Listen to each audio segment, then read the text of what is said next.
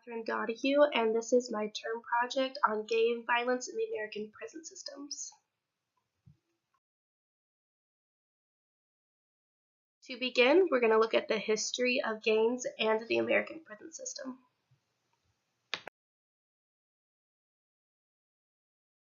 So the American prison system. During the colonial period around 1775, right after the American Revolution, there were two institutions in existence. It would combine later to produce the modern prison. So they had jails and workhouses. The jails were mainly used as a detention for those accused of crime before their trial, while the workhouses were used for those who had not paid their debt or were religious or political offenders. They were rarely used for incarceration, just because of how saturated the prison system was. It wasn't until the 1970s when there was a prison expansion which increased numbers tenfold in the American prison system. This expansion was both on the state and federal level. Before this, right after the American Civil War, the prison system reformed to include probation as well as appeals, including different death penalties. But the 1970s was the peak for when the American prison system became what it is today.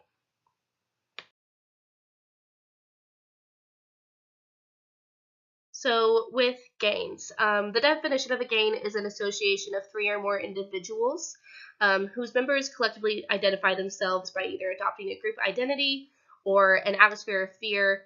They often label themselves with tattoos or color of clothing or even hairstyle. An example for what they do in their cells, they often will graffiti their cells, or they'll be in prison and someone will tattoo them.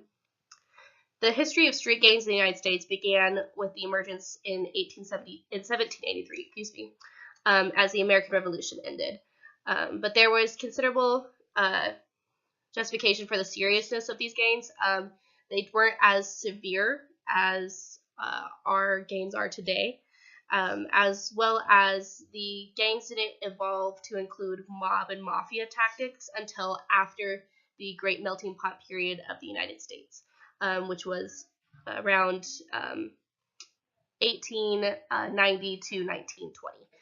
Was when we saw an influx of immigrants coming into America, and they started to create their own communities, which later led to the expansion or creation of the Russian mafia, the Spanish mob, the Irish mafia, as well as the German mob. The gangs that we see in today's prison did not start to form until the 1920s, 1930s. Right now, roughly 6% of inmates were involved in a gang before going to prison. However, those numbers increase due to inmates wanting protection from other inmates. It depends on how saturated that prison is with gang members and which gang has the high ground at the time for which gang they will join. But that number does increase once they are in prison. Next, we're going to look at gang culture. Gangs breed on human desperation, the need for vengeance, revenge, or when people are at their ends meet, is when gangs have the highest success rate of recruiting new members. They're a tight-knit community founded on family values, in quotes, because the idea of loyalty is so strong. They become like a family. However, they use tactics such as gaslighting, blackmail, or even threats to ensure that their mission is accomplished. Like I said, they often use blackmail to force members to join. They're also predominantly segregated by race. So when immigrants first came here, it was by culture, but then it segregated into race. So we have the Aryan Brotherhood, which is a white supremacy group. We have the Black Guerrilla Family, which is a predominantly black gang, and then we also have La MA, which is a Hispanic gang, as well as MS-13, which is also an Hispanic gang. Excuse me. And the gangs that are based on race didn't necessarily rise until after the Civil Rights Movement, where we saw an influx of gangs that were just focused on ensuring that their race was superior. Next, we're going to look at weapons. The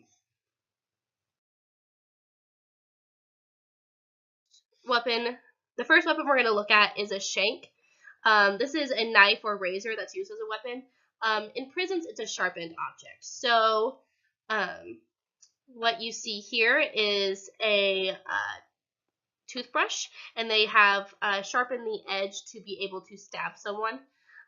This is the end of a pipe from a bedpost.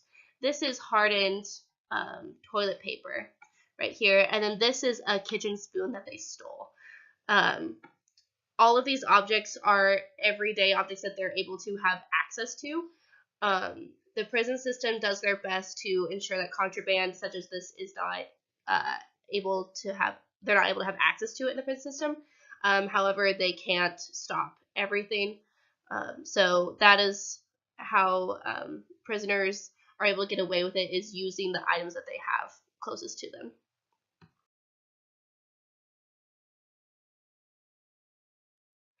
Next, we're going to look at a zip gun. So this is a cheap homemade or makeshift gun. So the one that we're looking at right now, how it was made, it was 2 or 3 bedposts right here that are attached together through hardened toilet paper. The hardened toilet paper, they make it with toothpaste and saliva to harden it down. Then we have clothesline pins right here. This is a handle from their bed. And then the wiring is from a radio that they are able to have. This takes a long time to prepare, and how they would hide this weapon would be in their mattress or even in their toilet. Next, we have a whip. So this is a strip of leather or lank or cord. And prisoners often attach razors to it. That inflicts the most amount of damage. So the fabric at the end over here is from their bed sheets. This is from their bed, and then these razors are from the contraband that the razors that they're given. Excuse me. Finally, we have razors. So like we saw how they're attached to the whip, they can also be attached to like a shank or just alone on their own. Since they are given these to help shave, they do have easy access to it. They've started adapting the razors so that way they're not as easy to break apart. However, some prisoners have been known to also put the razors in their mouth and then spit them out at people. So prisoners have now started taking to punching people in the face before an altercation starts to ensure that if they have razors in their mouth, they'll be the first to be cut. Now we're going to look at how gangs attack and their fighting style.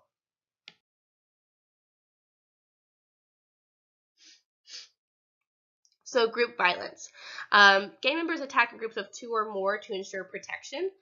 They often move stealthily and casual to not alert the guards, because if they alert the guards, then their mission will be thwarted. They attack quickly and with precision. They plan this out months in advance, usually, an attack. An example of this is from the Washington Post. Blood gang members were sitting at a table inside Prince George's County Jail last spring, 2017, when 2 other inmates approached them from behind. They belonged to MS-13, which is a Hispanic gang. And in their hands, they held pieces of metal sharpened into prison shanks. As other inmates in orange jumpsuits played dominoes or watched TV, the MS-13 member suddenly began stabbing the gang member who's in the blood, in the head and upper body until guards at the Maryland facility intervened. So one of the guys was able to hold him down while they cut at him, and that is just to ensure that they get the job done.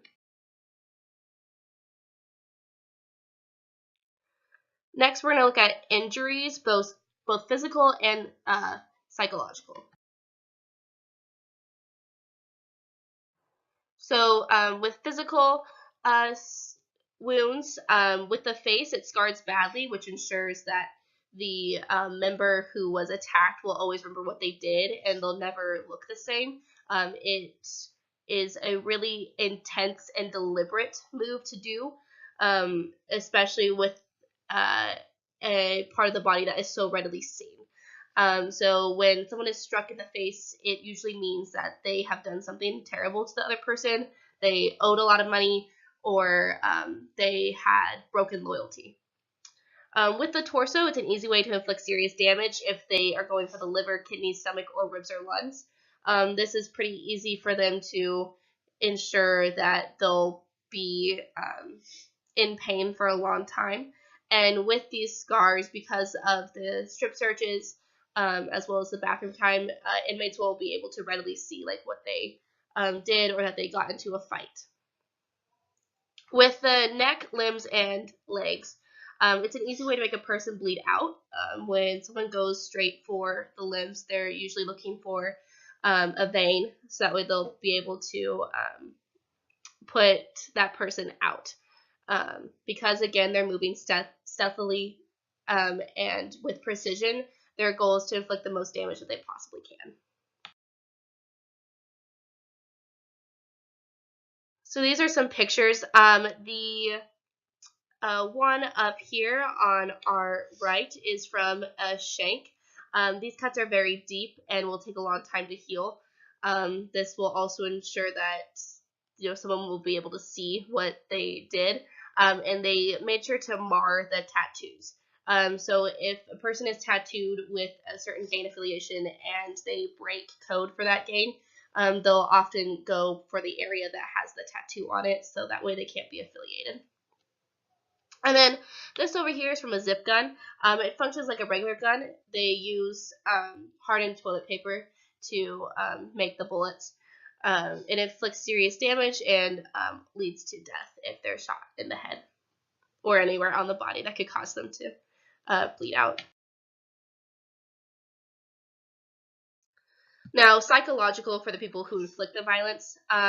Often, the people who are having to inflict the violence do it as a way to pay a debt, seek vengeance for something that has been done to them, or they've been blackmailed into doing it. So, to ensure protection, they'll do whatever they need to do. Then, depending on the situation, gang members will either show no remorse or display a facade of not caring, but do actually care that they hurt another person. The prison system also ensures that if they do something, they will be in serious trouble for their actions. And finally, here are my works cited. Thank you for listening to me today. I hope you have a great week.